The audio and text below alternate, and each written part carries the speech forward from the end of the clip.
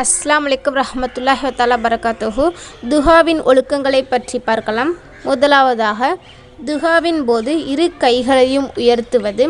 இரண்டாவது, துஹாவின் போது கைகளை நெஞ்சுக்கு நேராக வைப்பது. மூன்றாவது, துஹாவின் ஆரம்பத்தில் அல்லாஹ்வை புகழ்ந்தும் நபி ஸல்லல்லாஹு அலைஹி வஸல்லம் அவர்கள் மீது ஸலவாத்தும் கூறுவது. பிறகு துஹா கேட்பது. நான்காவது, துஹாவில் ஈருலக பாக்கியத்தையும் வேண்டுவது. ஐந்தாவது, என் துஹா ஏற்றுக்கொள்ளப்படும் என்று நம்பிக்கையுடன் வேண்டுவது. ஆறாவது, பிறரிடம் துஹா செய்யும்படி சொல்வது. ஏழாவது, துஹா கேட்ட பிறகு ஆமீன் என்று கூறுவது.